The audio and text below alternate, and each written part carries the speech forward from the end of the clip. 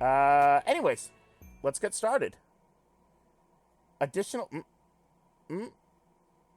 Mm, mm, where? Oh, there. Okay. All right. I was like, pretty sure I bought it. Volume 4 of Right and Wronged.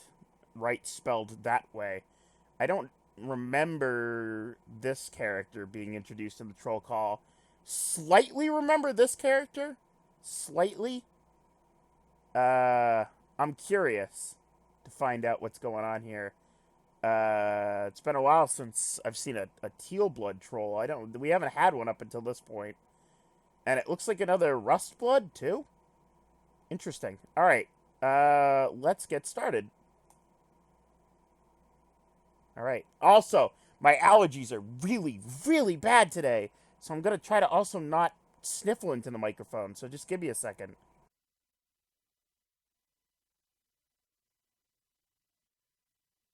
It's just bad. The allergies today are just awful. All right. Probably doesn't help that I was cleaning either. Fresh from your most recent bout of gratuitous bodily injury and touching on scenes of camaraderie, you soldier on. You've had a few setbacks, made a couple silly choices. Boy, things do just keep happening. But let no one say that you, the main character, are incapable of growth and challenge.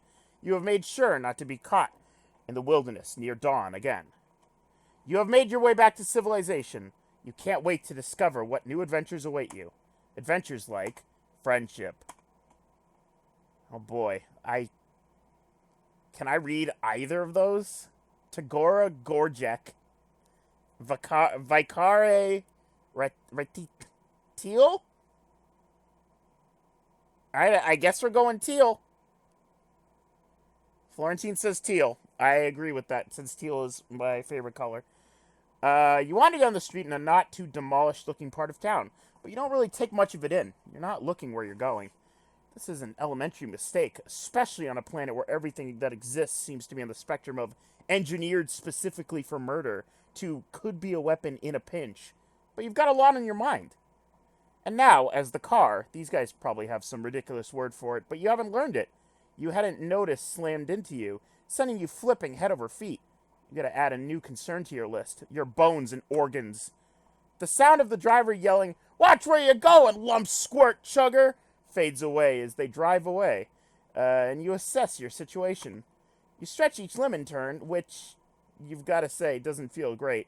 You've landed in a bush, which is covered in sharp spines. Your arms and leg all still... Oh, leg. Yeah, I'm down to one now. Wouldn't be surprised. Your arms and legs all still work, though. And when you do experimental cough, no blood comes out. Pretty lucky, you think. You may have redefined what luck means by this point in your journey, but you'll take what you can get. You don't figure that luck will extend to this driver turning around to help you out of his bush. Your gaze is meeting and sparking an immediate and intense connection that leads to a beautiful lifelong friendship, but you let yourself hope. After a few minutes of struggle, the answer to your camaraderie daydreams comes into focus above you, a figure outlined by spiny leaves of your plant prison in the glow of the moons. The troll you see isn't the driver of the car, but you don't care. Your heart is beating wildly with the continued lucky streak. What? What's that at the top? What? Huh? Alright, give me a second. I'm gonna... Is he charging... Is this troll charging me money?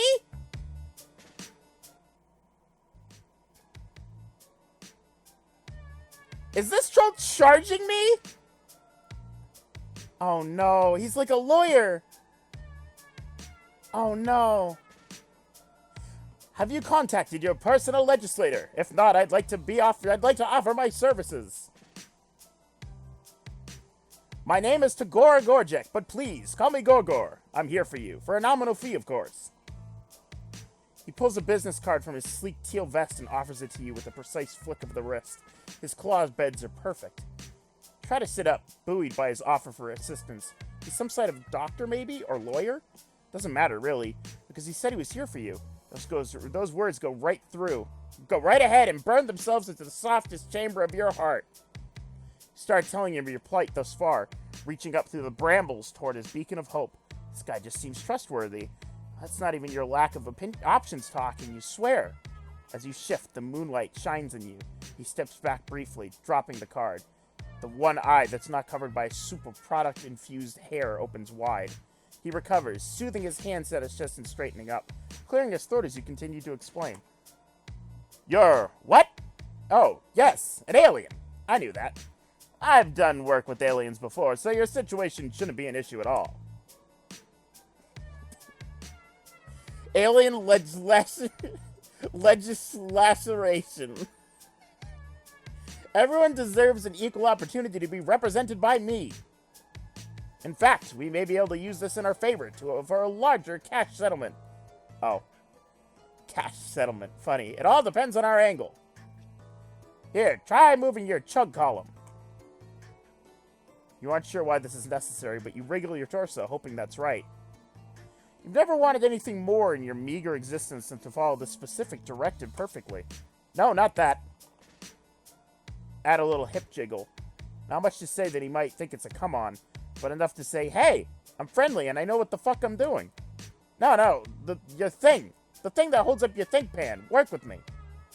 Is that his quirk? Is his quirk like a sign here? It's like a signature line. Sign on the X, please. That's so stupid. Confusion moment. You continue what you hope is part of a troll friendship ritual, shimmying various parts of your anatomy deeper into the bush until you get to your neck, and he clasps his hands together. There we go. That one hurt, didn't it? Definitely a case of column snap, which can get us deceitfully hefty restitution. Your neck feels fine, or it doesn't hurt any more than the rest of you. Oh, it's whiplash. It's fucking whiplash. But you give him what you hope is a convincingly painful nod of agreement. Of course, you will need to front the initial I hate you, Andrew Hussey. Laceration costs. We may also have to injure you further to ensure our case is convincing. But you've got to break a few cluck beast embryos to make a grublet, as you well know. Yes, I think we may have a mutually beneficial team, if you're willing to do what it takes to bring about the justice you deserve. So, what do you say? How would you like to help me help you? He's talking really fast. You're not sure exactly what you think about your lack of funds or the idea of breaking any more bones, but that smile is sharp and shiny and pointed right at you. You want more of it. Alright. Well, I know which one's gonna get us the instant end. Should we go for the instant end now or come back? I think we should get it over with. Ask him if he does pro bono or pro bono. Good, pro bono. You thank him profusely for his offer to help explain that while your situation hasn't exactly left you very rich. You'll pay him back in glorious friendship, the most infinite of resources. You lay it on thick. Seems like a guy who can appreciate a good deal when he sees one. Can't imagine a better deal than this. You reach both arms up, waiting for him to scoop you out of the pain plant like a gentle baby you are. Sorry, I don't do charity. Such a shame, too. I was hoping working with an alien might make more of an interesting day than usual. Wow. He turns on his heel and walks away, his high ponytail switching behind him. Friendship is not a currency. Alright. To be expected. Saw that coming a mile away. Alright. Gorjek. And here we go. The correct answer. Tell him about the heaps of money you definitely have. You mentioned how incredibly loaded you are. How core to your sense of values it is to pay well for good work. That's what we call good business. Now, get up with that prickle frond and let's get you presentable. He watches you flail a few times before he sighs, unbuttons his sleeves and rolls them up to his elbows. Each fold is crisp and even. Takes a while, but you're good at being patient. Rip. Yeah. Yeah. The video will be up later today. So, I'm going to upload it right after the stream. There's a 12% cost increase for instances of manual labor. It'll all be explained in your bill. It's itemized. I'm sure an alien of means, such as yourself, will be able to handle it. You take his hand and he pulls you up and out of the bush. It's kind of a rough job. He's not as strong as he looks, you guess. He glares at you like he's daring you to say shit about it. You're a quick learner. He cuts you off mid-thank you. My office isn't far from here. We can get things started. Yeah! I'm not sure. Someone's gonna translate it for sure. And by things, I absolutely mean get you clean and sign a lot of vaguely worded yet stringently binding documents. Almost got that sentence completely right. That's the Ryan Phantom promise. You get sentences that are 75 to 90% correct. He walks with a purpose. You shake off the floor and stuck in your various body parts and you do your best to catch up. From the outside, his office basically just seems like his hive. You've learned a thing or two during the shitstorm of cultural exchange, though. You gotta play it cool when a potential friend invites you home. You never know what cages or monsters or methods of evisceration they may have laying around. And you want to prepare a nice, chill look on your face for whatever carnage you're about to be confronted by. I'm gonna take a bite of my pizza before it gets cold.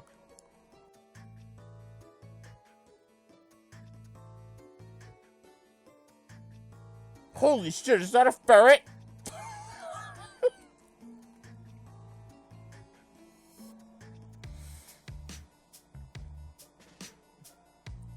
That's a fucking ferret. Hold on, I have the perfect image for this if I can get it out of my sort of recycling bin.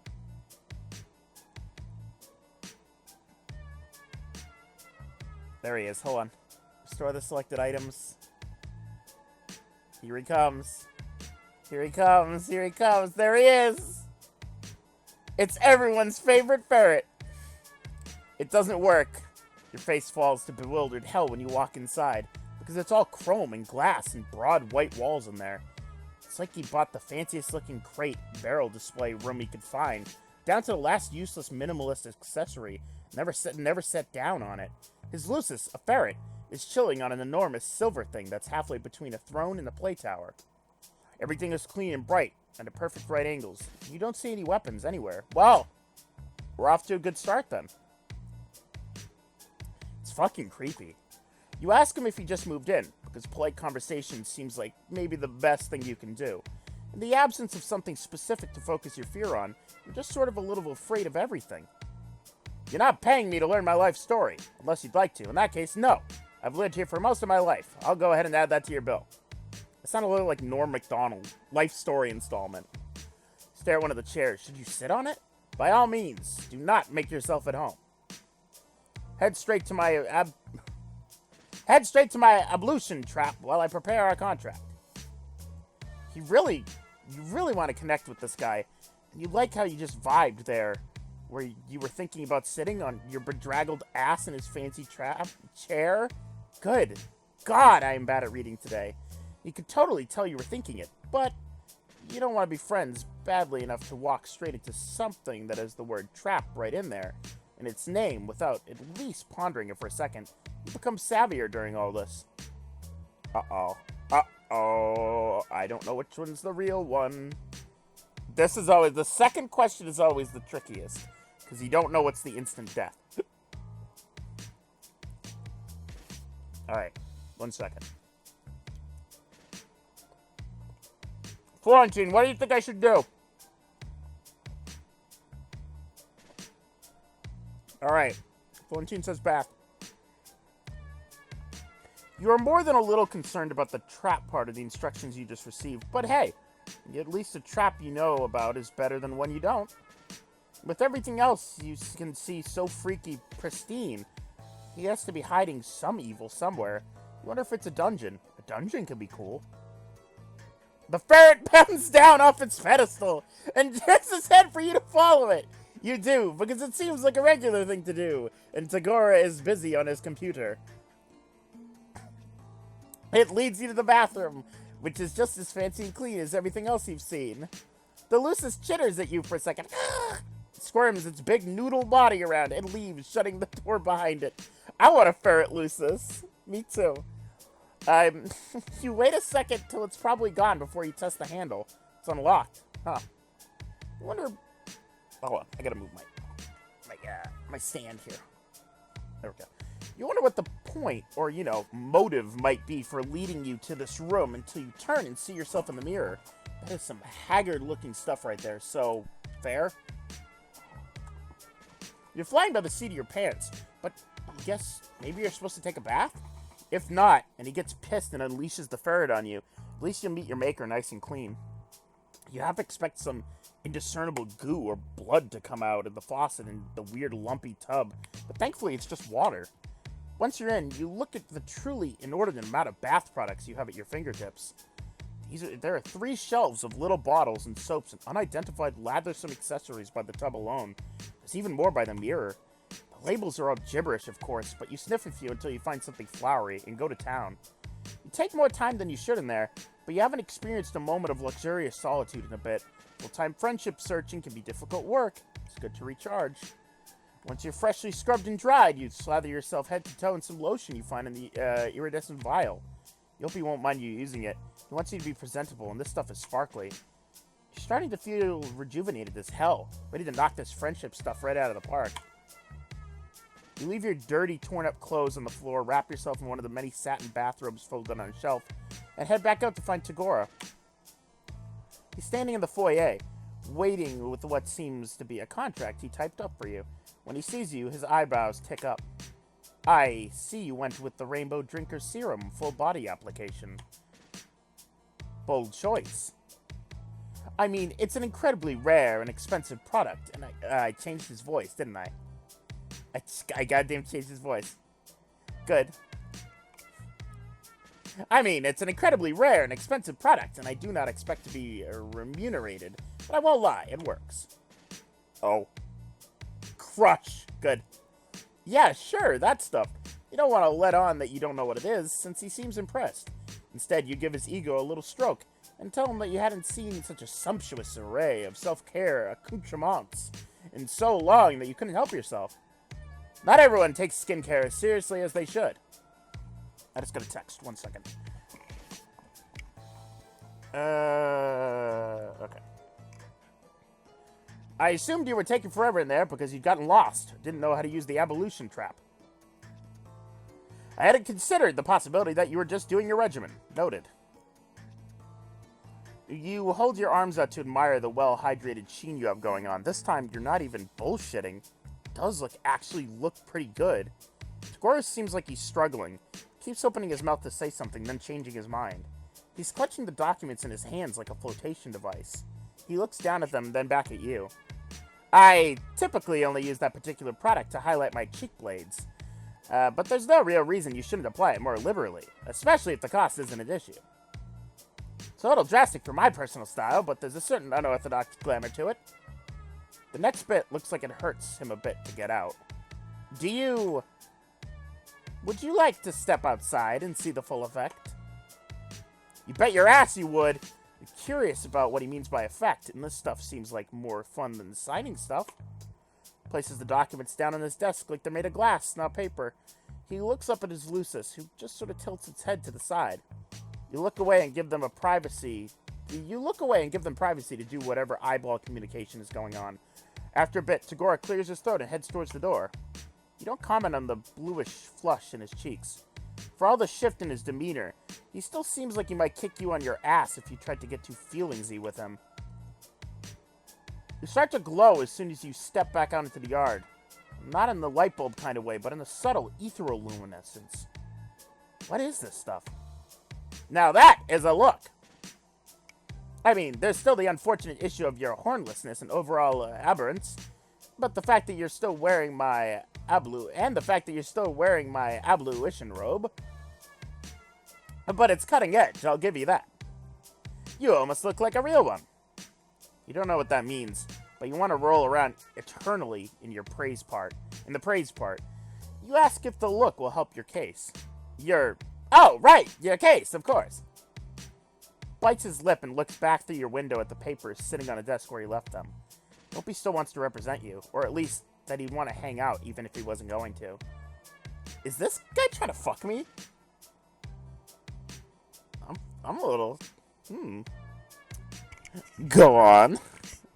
You don't get a chance to prod, though, because right then, someone rounds the corner on the sidewalk in front of his hive. Tagora's face immediately shudders to its usual simpering mask.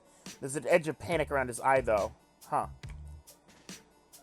Wow, Gorjek, what have we here? It's a blue-themed troll, which, if you remember right, means he's a fancier guy than Tagora.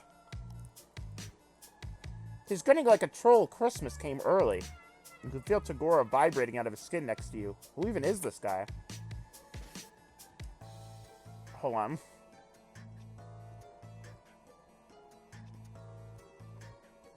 When he gets close enough to get a good look at you, he jumps and screeches, "What the bulge-boiling fuck?" Tagora is frozen, the corner of his mouth pulled back to show his teeth. The new guy is ignoring him in favor of noticing that you're dressed in Tagora's monogram leisure wear. If his look of fascinated horror is anything to go by, you don't really know what makes you do it. What? You should wait for Tagora to get himself together to do the talking, or you're riding the high of him almost seeing like he was enjoying your company. Plus, nothing boosts confidence like looking like a beautiful, spooky angel. So you toss your head, put on your best fancy guy voice, and say, "What, never seen a real one before?" You're placing all your chips on this guy knowing something you don't. But when his eyes get huge and he starts stumbling over himself to back away down the sidewalk, you know it's paid off. Tagora blinks and jumps right in, picking up directly where you left off. Surely someone as well informed as yourself knows a rainbow drinker when he sees one.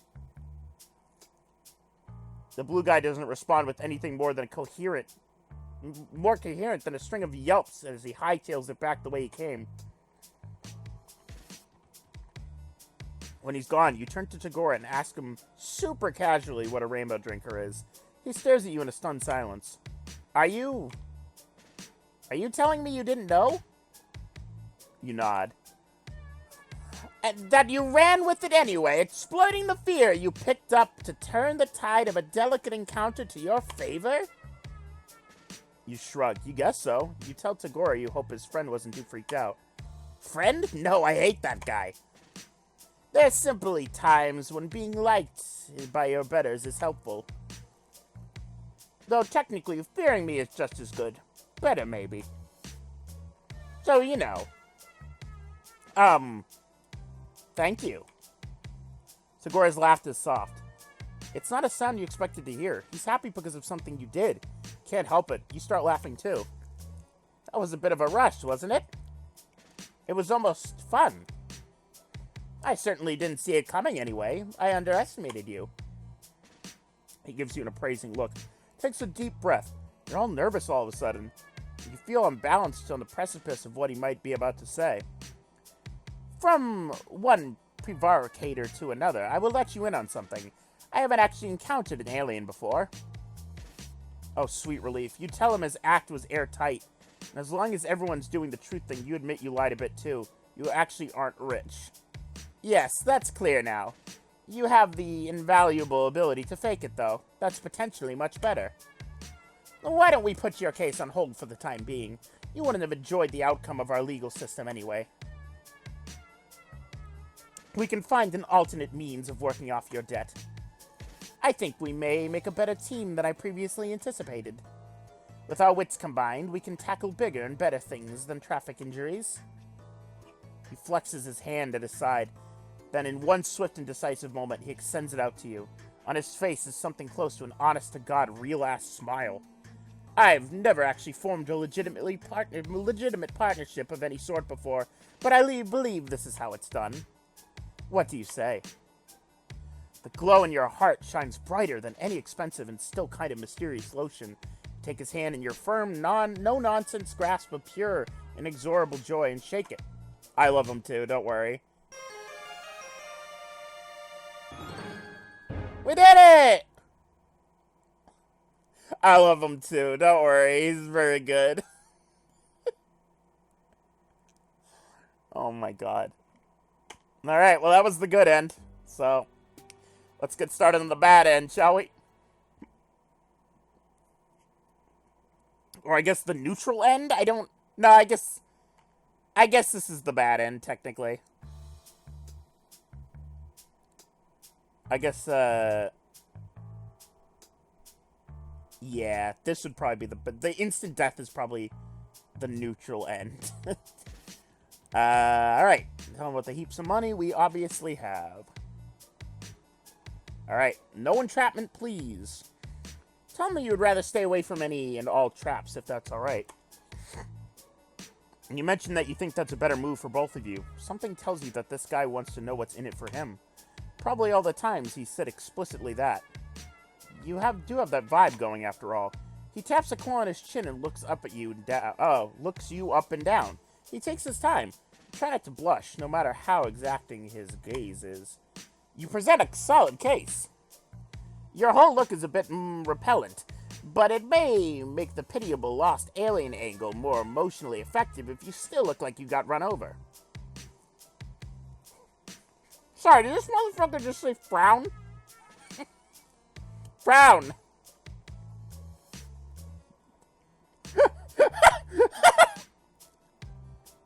It takes you a second to realize he didn't just say his physical, emotive response instead of doing it with your face. He's giving you a direction. I'm a dumbass, just like the main character. I stick her lower lip out and try to look as pathetic as possible. Yes, this is really working for me. It's awful. Completely repugnant. Pugnancy payment. Your general squalor should function as a simple manipulation tactic, no matter which direction I decide to spin it. The praise makes it hard to keep frowning, but you do your best to keep it up. You even hunch over a bit and shamble a few meager steps towards him. Great, yes. That's enough. No need to come any closer. Seriously, you smell terrible. Okay, then we'll skip the hygiene and get straight to the best part. Bureaucracy. Stay right here and take a bite of pizza. Hold on.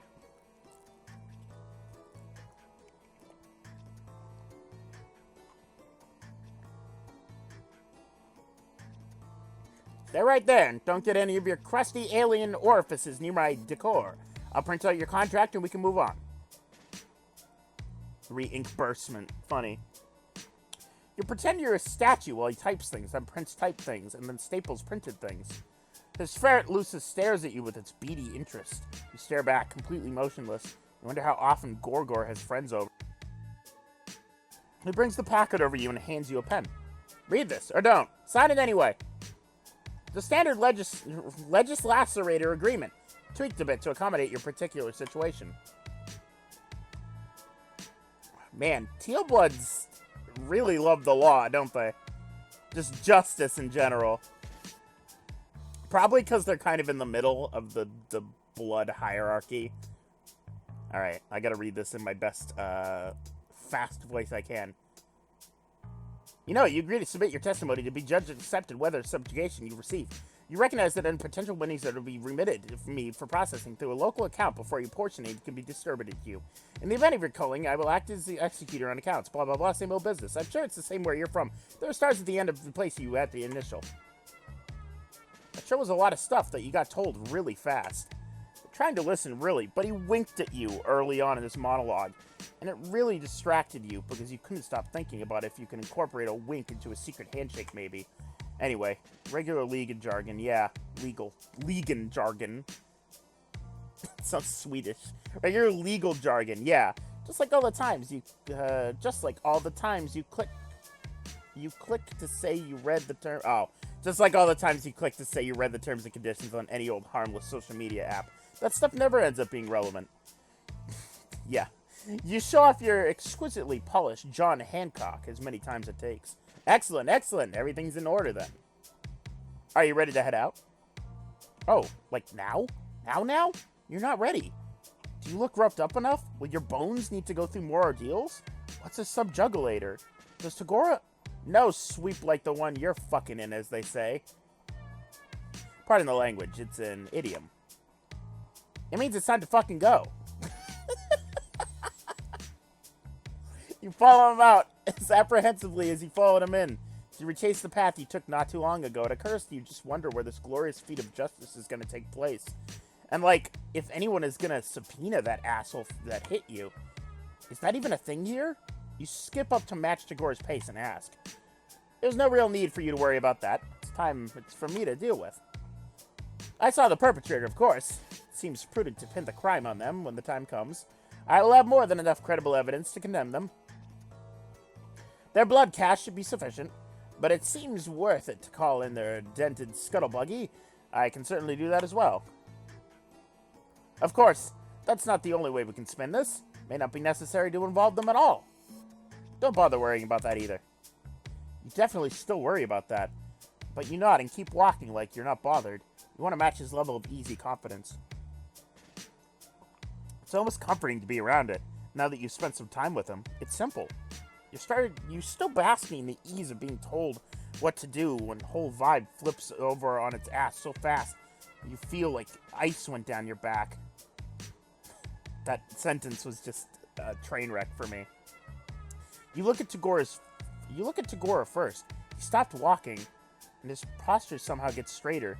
Even his cute little ponytail thing looks more alert. He's staring at the approach of another troll, a blue guy. You know this means high blood, but not much else about what that entails aside from what you're picking up in full hair-on-end cat reaction from old Gorgor next to you. Pleasant evening, sir?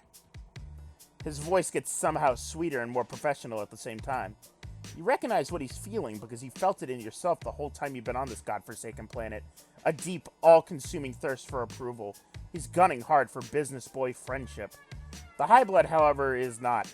At first you think he might be chill because his smile gets huge. And hell if you don't love getting smiled upon. Start to introduce yourself until Tagora shoots you a be cool look. It's then that you learn that this guy's smile is not the nice kind. What's this? He asks. Gorgor picked up a little friend.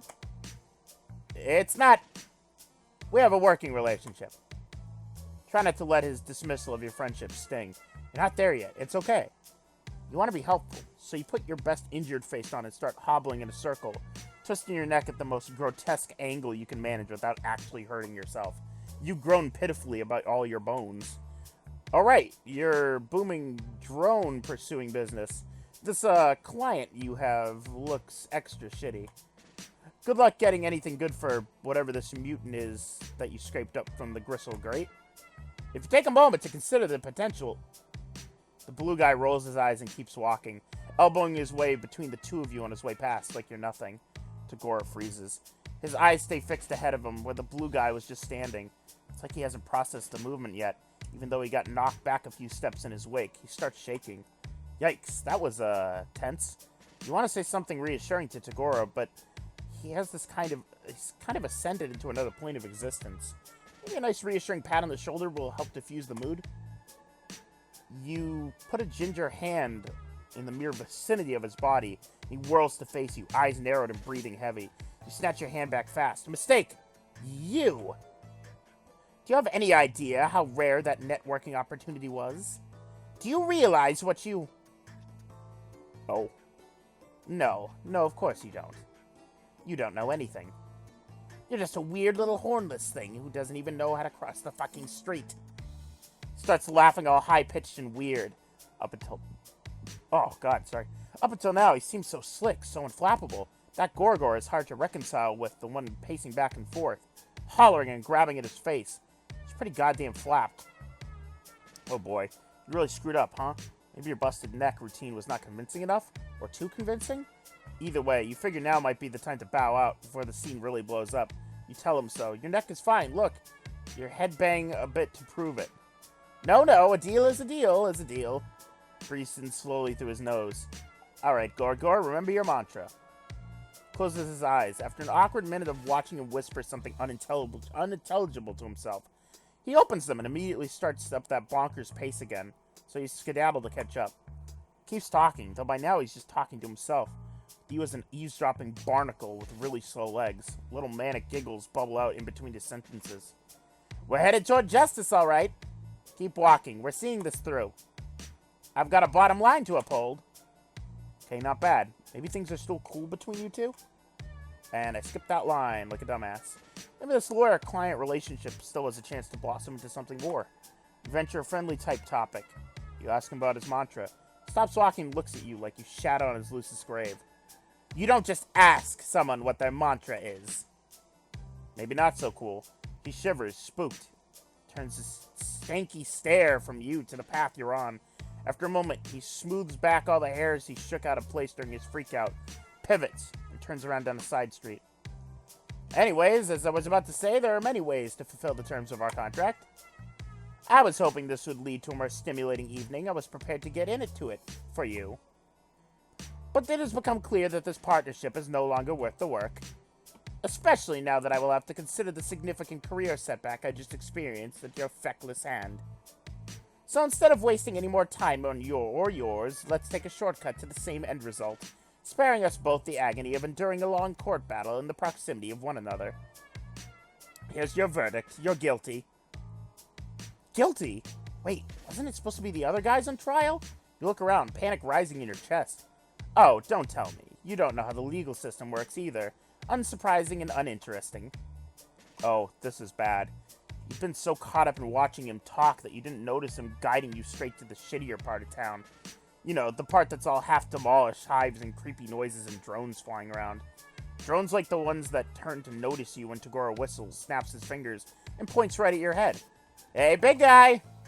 Over here. One extremely malformed and unviable troll. But just the way you like it.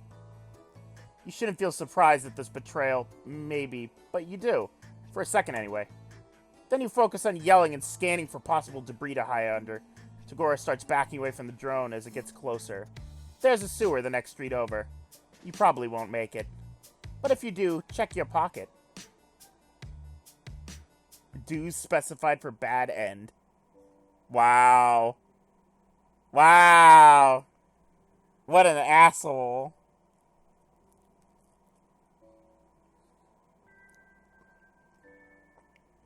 I like him and hate him at the same time. Give me a minute. I'm gonna finish this slice of pizza and then we'll move on to the next stroll.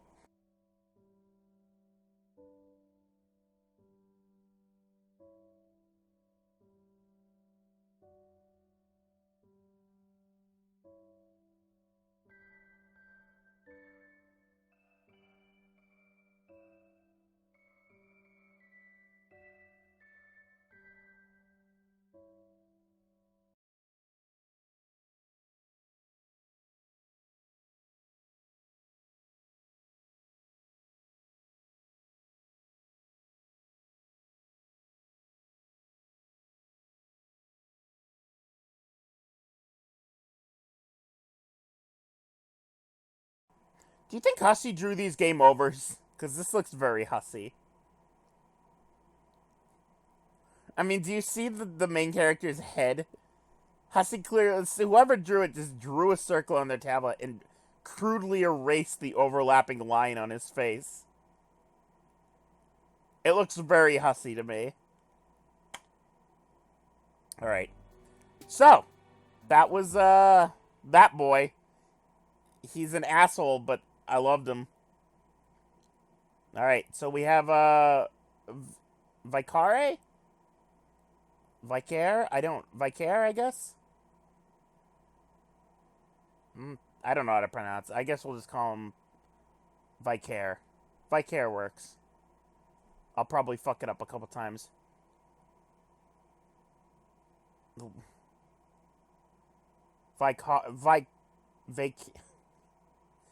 Vicare, probably, yeah.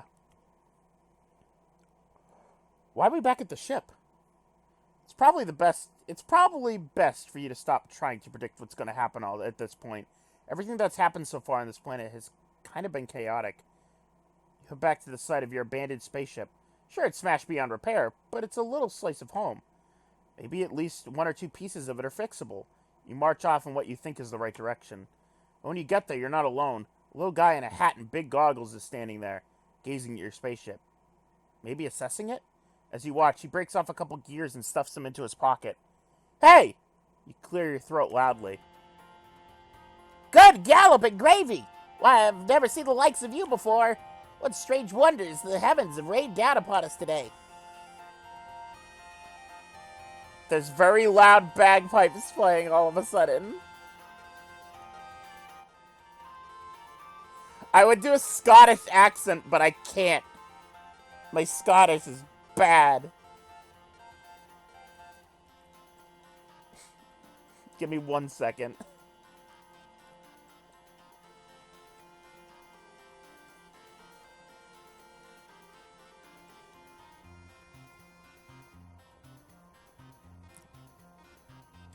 Alright. You quickly lose any indignation you were building up. He smiles at you, and his words seem at least somewhat amicable. I'm not clicked into the window. Maybe you got this all wrong. Maybe this is the next person you're gonna get all chummy with. Cut right to the chase. No point in beating around the ground leaf covering. That's probably what they call it on this planet. You let this guy know you're the proprietor of the spaceship he's stripping, and you're in mighty need of a new friend. A friend, eh? A bosom companion, a pal about town? I've seen nary a Tom, Man, Dickus, or Harry around these parts who might fit the bill. You're kind of trying to imply that this guy could be your new friend. Is it too late to say that now? You were trying to imply it with your eyebrows. As for me, day-to-day matters here at Alternia interest me not. For I care only about hurtling at great speeds through the boundless expanse. Off to the cosmos! That's right, space. It is space flight that consumes my every waking thought and all my ardor. As in accordance with my duty as a future Alternian crusader, of course. No oxygen, no wind, a total vacuum. That is a life for me, all right. Flying in space, above the atmosphere, not within realm of gravity's purview. Wouldn't have it any other way. Right. You get the feeling you're missing something. This guy seems really defensive about his interest in spaceflight. Like maybe he's trying to say something totally different? Whatever it is, his internal conflict clearly takes precedence over your issues. Seems like a great candidate for a friend, despite the fact that his voice sounds like it belongs over... Oh. Like it belongs over a newsreel about World War II. Damn it. Damn it, and we just gave that voice to the lawyer! Shit! Well, too late now. I have just one query for you, sport, if I may be so bold. Do you also like spaceflight? Do you yearn to see the moons shining above, the clouds whipping by you as you chase and tease impish western wind? And then also keep going past that up into space. Alright. I'm gonna hit the bad end first. Tell him you're not so sure about spaceflight. His eyes widen. You see them sparkle? I see. You're an individual with a more sophisticated palate. A real connoisseur of the buoyant arts you are. Someone like you could never be satisfied with the anemic affair of traveling through the inky blackness of the galaxies. I believe a jaunt to my hive is in order. Let's wriggle on. Welp, I guess I didn't get the instant death one. That was an accident. Alright, wasn't expecting that. They threw me a loop there. That's okay. We'll just come back and do it. There's a lot going on there, but you understand that he wants you to follow him. Oh, his hive is like a lunar lander. That's cute. Friendly guy takes you to a building where all the rooms seem to be balanced on spindly-looking stilts. The hive soars above you up into the sky. He gestures to a little platform attached to a pulley system, like a rudimentary elevator. It brings you up into a small, dark room. Oh my god, this room's awesome. Holy shit. This house is pretty much what you would have guessed. Walls are covered in star maps and pictures of spaceships. You notice that many of them have cheery slogans splashed across them, saying things like, "Explore the galaxies because you're required to fulfill your duty to society," and "Enlist, travel, make friends, don't get cold." Your new friend doesn't seem too happy and looks around the place. Just a hive for a dedicated spacecraft enthusiast, isn't it? Okay, so he doesn't want a space. This boy doesn't want a space. You nod. I'm not sure what this is leading to, but no one ever went wrong relying on non-specific and plausibly deniable agreement. Who am I fooling? You've rubbled me, potential new chum. What you see before you is a collage of falsehoods. I'm nothing but an avatar of baloney. In truth, my myriad temptations and desires of space do not tickle my biscuit. The thought of participating in glorious eternal conquest gives me a screaming memes. My interest lies in something a little lower down. He reaches up and peels back one of the posters. Behind it is another poster, this one showing a view of the clouds and the night sky. Behold, my shame! The truth is, I long to toss and turn within the grasp of Mistress Gravity's sweet fingers. To traverse the sky, could such a thing be? Imagine flying within the confines of Alternia's very atmosphere, defying the very conventions of what we all know to be true. Instead of down, up. Instead of falling, soaring. Can you imagine? Can you see it before you? Could you ever dream the existence of such a flying machine?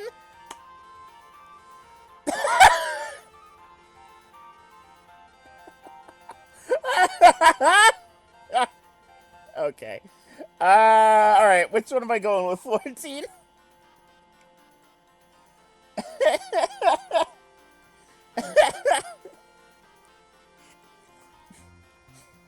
This son of a bitch right here.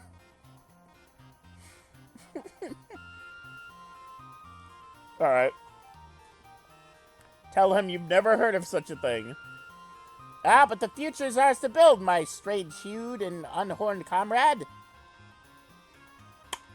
What do you think? Does it excite you? Do my ideals rattle your buttons? Can't help but notice that he's referred to you as a chum and a comrade, but your friend hasn't made an appearance yet. Do synonyms count? Or is this just a tick of his speaking style? You look as earnest as you can and nod vigorously. You're almost positive this is the thing he really wants you to express interest in. Ah, the truth will out! This voice has changed into a, like, World War II, 1940s style voice anyways. Although it's more of a 1920s, I don't know, man. It's changed into a different voice, basically, but that's okay. You and I share this furtive passion and indulgences of the air. A dialogue between a troll, a flying machine, and the stars. But further away from the stars than would be in a spaceship.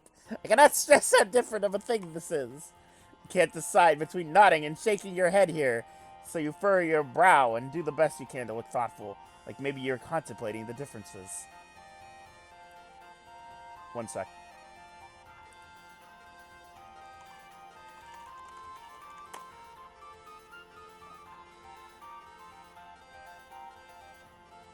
So the game is insinuating that my character looks something like this.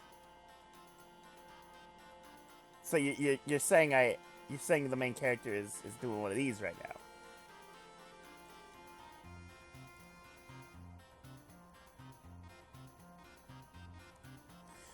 Can't decide. Oh yeah. All right. This fellow's demeanor towards you is definitely shading to the more temperate climate zones. However, certain physical needs are starting to assert themselves. Still pretty banged up from your previous adventures, but right now the aching of your stomach is screaming for attention. You humbly ask your friend to be if there might be any chance of getting a bite to eat. But of course! Why, if I'd known you had a rumbling in the old digestion bladder, I would have shut my yapper tooth sweet. Time for a good old nosh, a rummy-uni, a what-ho! Now we should obtain the victulas. We could venture into the great unknown, which is to say, out of my hive, or we could stay here, beholden to whatever twists Saren's Lady Fate has in store with the nutrition block. What say you, new timer? What? Whoa! Whoa, whoa, whoa, whoa, whoa. Are there two instant death selections in this one? Is an airplane exists another instant death? Alright, I'm gonna say we stay in the hive. You tell him any food he has in the house will be fine. Surely staying here will get you fed more quickly. No problem at all, my fine and fervent fellow. However, I believe two kindred souls such as ourselves have more ways of communicating than mere words alone. Think I'm grasping the meaning behind your request. The signal from your transmitter is pinging my cranial orb's receiver. I can see what you're truly after is food for the soul. You definitely meant food for the body. You look for an opening where you might gently correct your new buddy, but he seems to be working himself to say a lot more things. This delectable nutrition of what a troll's true being craves, the sustenance of thought, of imagination, of desire. This which nourishes the self better than the finest grub noodles. Art, passion, science. You must have a hankering to see my flying machine design sketches. Despite your troubles, you can't help but think his enthusiasm is kind of sweet. You nod weakly. You make one last attempt, indicating that food might strengthen you to fully appreciate his work. No need to worry. I am fully confident in your abilities to take in my glorious blueprints. You have shown yourself to have quite the sturdy noggin and a discerning gander bulb. I would welcome your input.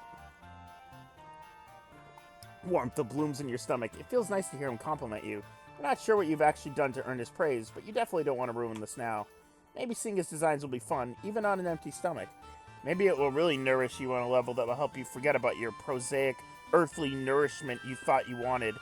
You tell me you're in. Not so fast. That which I am planning to reveal to you is what I keep closest to my torso pillar. It's not that I don't trust you, my footloose and horn-free cohort, but I think I would like to trust you a little more before vivisecting myself and displaying my bleeding organs before you in a penetrating gaze, which is a metaphor for exposing my portfolio. Might I trouble you to participate in a small trust trial? No problem, you tell him. Your bud insists you make yourself comfortable while he gets a few supplies. After a few minutes, he returns with a fistful of fabrics in different colors. Here's what's been bouncing around the old brain box of mine, buddy-o. I'm going to tie this blindfold around your face. Then I'm going to give you some instructions. And then you're going to try to locate the case where I keep my treasured sketches. If you can find it, it's got to mean we trust each other deeply. Like two wings working in unison to achieve liftoff. That's how wings work. I'm still trying to figure out the principles of the matter. What a romp! Are you up for it? It's too late to turn back now, and really, you don't want to. It's kind of a relief to have him tell you what you can do to earn his friendship in plain terms. Well, as plain as this guy's terms ever get. Give him a thumbs up. Now we're on the trolley! He quickly ties the fabric around your face. Time is upon us! Oh, wow! That was a voice crack that was not intentional. Wow. Time for the inaugural flight of our deepening bond. Time to nudge our fledgling companionship out of the nest to see what happens. Your new friend starts to direct you around the room. To the left. No, my left. Sorry, okay, I meant your left. And now onwards to the glorious future that lies before us. You smile weakly, doing your best to follow his instructions. He sounds happy, so you must be getting somewhere. Almost to the doorway. 3 steps forward, if you would be so... Wait! Crash. Stagger backwards from the impact and you hear yourself wheeze. The shock has totally knocked your lungs out of commission. Your chest jerks in tiny contractions as you gasp for air. Oh, beans! Ding dang darn it! There's no pain, just an intense pressure focused on the center of your face. Right around where you ran into something face first. You pull out the blindfold and hear footsteps, which probably means your new friend is rushing over to help. He gets the blindfold untied and his face swims into your vision. He looks utterly gobsmacked. Well, I'll be a Hornsby scrub food. Everything copacetic, new pal? Put your hand to your face and touch something wet. Sure enough, when you pull your fingers away, they're covered in blood. Your nose isn't gushing or anything, just sending out a couple rivulets to let you know that it's having a bad day. It's not so bad. Tell him your acquaintance this, but he doesn't look any less horrified. Shivering stratocumuli! All this time I've been testing you, to see if you could place this tender gift of trust in your declawed little hands. And here you bestowed upon me the greatest trust of all, knowledge of your non-standard hematological attributes. I'm truly honored, flabbergasted, absolutely pushed to the brink of rationality by such a display of faith. Never mind the trust trial, you deserve to see my sketches. Just wait here. I'll be back in 2 shakes of a baby beast's hindquarters. Alright, so he saw my blood color, and he was like, alright, cool. So you sit down on the floor again, wiping the blood off your face. You are not going to question the stroke of luck you've been shown. Why, if you knew bleeding was the key to his affections all along, you could have encouraged some blood from the sites of your multiple injuries. But no matter. You sniff at the last of the blood back up your nostrils, tasting metal at the back of your throat. When your almost friend returns, he drops a big stack of papers onto your lap, page through the designs. First few are rudimentary, mostly variations on spaceships with little notes like, how do you make it not reach escape velocity, and less jet fuel? Shape could be less aerodynamic? But as you keep going, the designs get pretty interesting. One seems to rely on some big rotating sails to achieve lift. Another shows a light frame body attached to 4 jointed wings. You briefly wonder what he plans to make the wings out of before you see a note stating that these are dragon wings. Follow-up scribble states, flapping mechanism? How to soften rigor mortis? But hang on, you take a closer look at the machine's frame. This guy's sketch is pretty detailed. Frame doesn't seem to be made of wood or aluminum as you expected, but smaller, individual shapes, lashed together with some kind of cord. Maybe it's just macabre aesthetic, but you think it looks like bones? Oh boy. So this one's the murderer, then. Out of these two, I guess this one's the murderer, then. Now that you look at it, the sails in this have a texture that might be leather or similar. Sketches themselves are picked out in some variety of colors, not dissimilar from some of the brand new blood colors you've discovered lately. Oh boy, you've been down on this creepy alien road before. Using your lightest, most jocular turn, you question the bone shapes. You soften your words with a big, not freaked out smile. What's that? Well, I'm not construction professional, you know. Gotta make use of what's available. Only called lowbloods and grubs, of course. Not an ounce of insurrectional spirit in this fellow here. Fear not, unhorned one. These wacky cultural differences you just misunderstood. You take refuge in your old standby of nodding and smiling. It's none of your business what body parts this fellow uses and doesn't use to make his Wright Brothers transformative fan works. Oh, that's why it's called a right and wrong. God damn it. Friends aren't for judging people's use of corpses as construction materials anyway. You know, when you crash landed on my planet, I had no idea what to think. I don't know how to pronounce that, dude. Vicare. Vicario boy, you really shot the balls now. That's what I told myself. Telling an alien about your flying dreams? That's ruffled the kitty and no doubt about it. But now that we're here, you're having a pretty looky-loo at my sketches. I'm thinking it might have been the right for us to meet all along. Perhaps the works of Capricus Madame Destiny.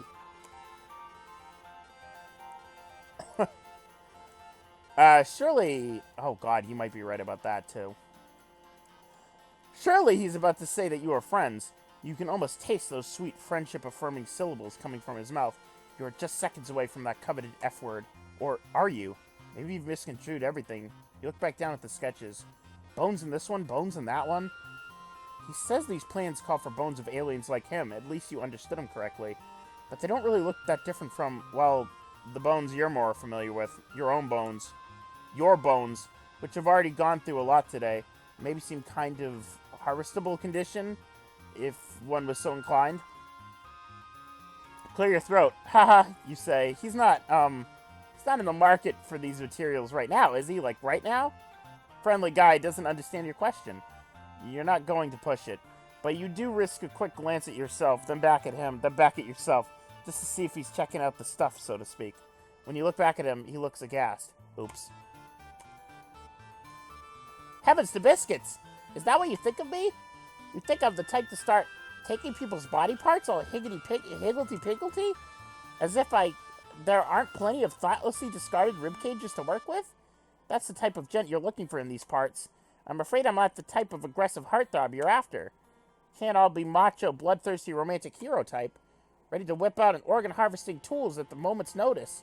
Thought we could be friends, but now I see you're looking for something different. My apologies. I think it's best if you go elsewhere.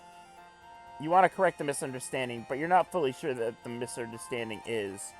This guy doesn't seem to be any mood for friendship right now. You hang your head. Looks like this was all just a big waste of time. We made him cry. Oh no! Misunderstood! Alright. Alright. Well, that was the bad end. Let's try to get some of those neutral ends going here.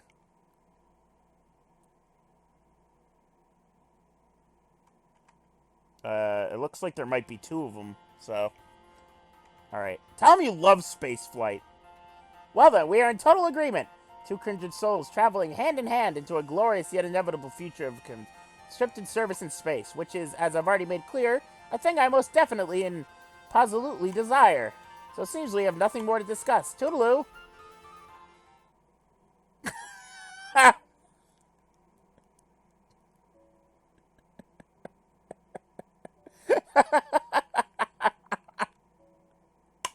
It's a pretty good one.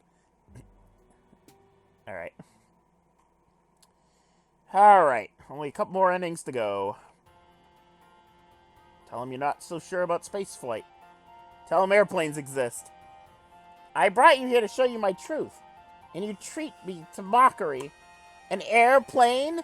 A plane that floats in the air? Flying machines are a serious business. I think you should leave.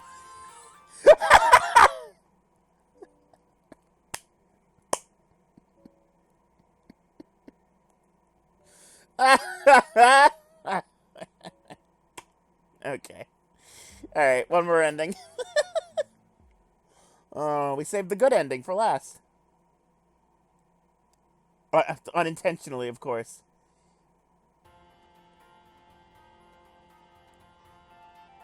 Alright.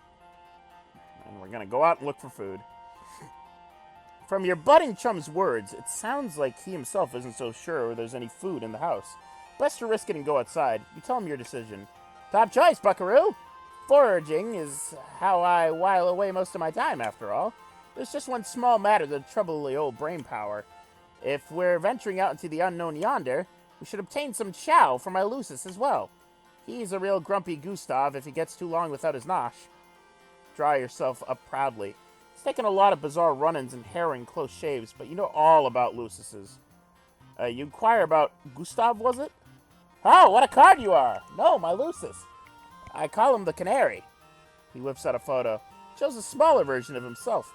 His horn's nothing but stubs, a far too big pair of aviator goggles slipping off his nose. Standing behind him is a large white fowl. Big, scraggly wings folded back against its body. It is a bird.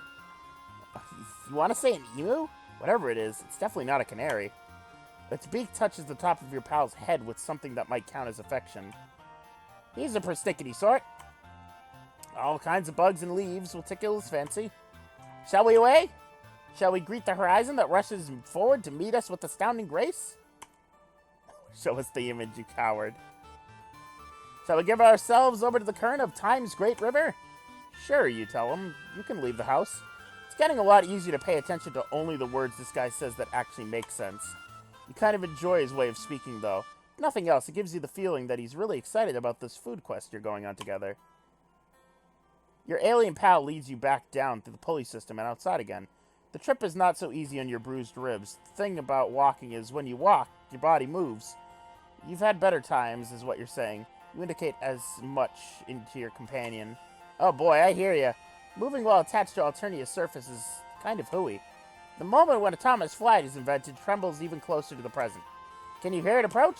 The wail of distant klaxon, the call to adventure. It beckons us forward through the years, a golden thread stretching over and onward that glorious inevitability.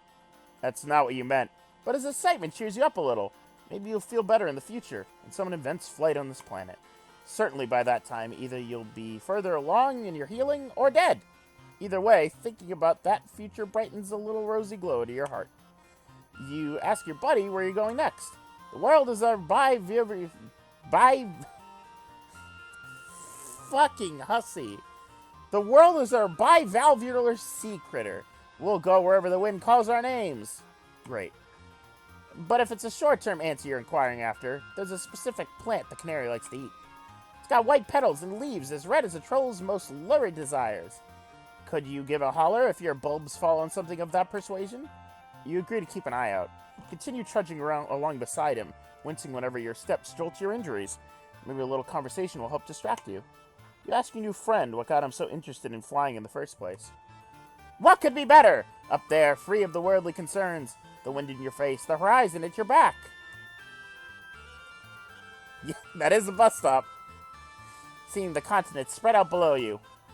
Finally, feeling that your personal aesthetic is appropriate for the given circumstances. You chew over this one for a minute or two. Seems like what really makes this guy tick is the travel and the adventure thing. Or maybe that's just what you're getting from his general demeanor. Pretty much everything he said up until now. You're nervous to bring up anything that might make him dislike you, but in the interest of bonding, you forge ahead. Aren't there, you say with apprehension, maybe some similarities between flying and space travel? Like maybe being in a spaceship could satisfy some of these urges? What? There may be some superficial similarities to trick the common troll, but in essence, the blood pusher and soul of each. As different as night and day, as a mountain in a ditch, a star in a mud puddle. Don't get a fellow wrong, space travel is fine. Well, it's the only way to satisfy our bloodthirsty and nearly immortal overlords. And I look forward to such a time when I can be of service. In the eternal millstone grind of intergalactic conquest. But it's missing the punch, the pizzazz, the kaboom! The trunk beast's hunk of it all. Just as you feared, you stepped in it now. You're struggling for a response when out of the corner of your eye, you spot a cluster of white flowers. Relieved, you point them out to your companion, who races over to gather them. But when he holds one up, you can see it has blue leaves, not red. Your shoulders droop. Seems like all you're doing is disappointing your buddy. who's been so nice to you. Or at least, that's what you think you've read between the lines of his confusing speaking style. Fear not, my smooth-headed compatriot. These are not the loosest rations we sought, but the plant is people chow. What I mean to say is, we can eat it. Since we are people, it's food for people, not food made of people, to be clear. He comes back with a fistful of these flowers and hands you one of the blue leaves. You're not all sure what food that's safe for your buddy will be safe for you as well, but at this point you don't have much to lose. Besides, with the way your stomach is groaning, it might as well be perfectly seared steak. You put it in your mouth. Chewing a leaf, you feel even more affectionate towards the guy than before. You worried this trip was turning into an excuse for him to run some kind of household errand, but he really did find you something to eat. You're desperate to find some way to show him that you understand his interests. You want to connect with him on a deep soul level. Anything to get him to look at you with that treasured glow of friendship in his eyes. Whenever he mentions space travel, he talks about how it's something that he has to do, some kind of necessary obligation. So maybe there's a reason he's fixated on an activity that's kind of similar, but just a little different. Maybe he doesn't want to do the required thing, the space conquests, but doesn't have it in him to rebel entirely all the way. Maybe airplane flight, or whatever similar thing he's envisioning, is a compromise between what he has to do and what he wants to do. A balance, like all must find it, in order to live as an individual in a society that shapes one's desire from birth. You cautiously open your mouth, heart pounding. You venture to ask your pal if he maybe would rather not satisfy the demands of the bloodthirsty overlords. If maybe a part of him wants to get into his flying machine and, well, leave. For real. He seems taken aback. Maybe you should never have said it. What a huge mistake. You've probably pushed his friendship out of your reach for good now. Panicking, you point to the side, yelling that you see a big field of those white flowers in that direction. Potential friend leaps into action, seemingly also glad to be given a reason not to answer this question. He races forward in the direction that you indicated. In a matter of seconds, there's a yelp, and your new acquaintance vanishes. Instantly, you realize your error. You didn't look where you were pointing. While walking, you unwittingly came close to an edge of a large cliff, which your companion has now disappeared over. You race to the side, your stomach flooding with fear. This is absolutely the opposite of what you wanted. You look down in horror. Your friend now looks approximately how you felt when you first crash landed on this dark planet. He's conscious, his face frozen in shock. One of his legs is twisted underneath him in a nasty way. You may not be familiar with the alien anatomy, but you're almost positive that it shouldn't look like that. You call out to him in distress. Sure, he's going to castrate you for your mistake. The strangeness of his language won't make it hurt any less to lose this guy's trust forever. What ho! Hello, Clay! His voice floats up from the ground below, weak but somewhat jovial. Is it possible he's not angry? Hold on. Oh, joyous happening! Oh, delight for the body and spirit! Did you see? Did your being absorbed what occurred before your very visage? I flew! Soared through the air! Just for a moment, but it happened! An ecstasy like none I've ever known! You hesitate. It is really possible that he could be taking this so well? That maybe your big fuck-up was a step in the right direction after all? It's definitely a little worrying to hear him celebrate a dangerous fall, but none of that matters if you can secure his friendship at least. My strange associate, come down here. We will celebrate in grand fashion this eve. How did you know? That a brief sojourn through the unfettered air would bring me so much joy. You're a fine fellow, and truly, a superb friend. Your heart lifts with joy. He said it. Of course, now you have to find some way to climb down a cliff with your messed up ribs, not to mention figuring out how to transport someone with a broken leg back to his house. You're not sure if that's possible, or when the adrenaline that's got you this far will give out and force you to succumb to your own pain. But with a night full of difficulties ahead of you, you couldn't ask for a better balm than knowing you'll face them hand in hand with your friend. Assuming he didn't hurt his hand as well. No matter, you did it! Yay! Oh no!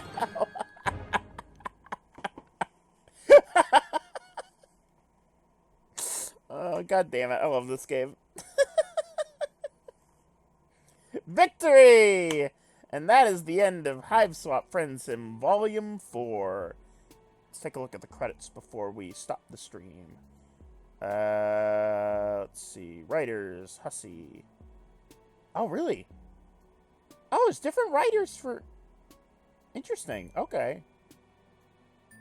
I'm almost positive that Hussey wrote all of the narration from the main character.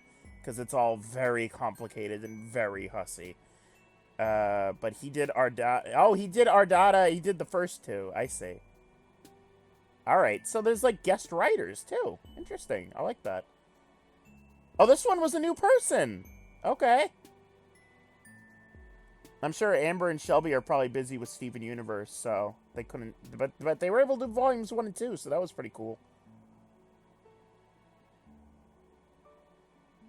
All right. Oh boy. Another fun chapter in Homestuck Hiveswap Friendsim.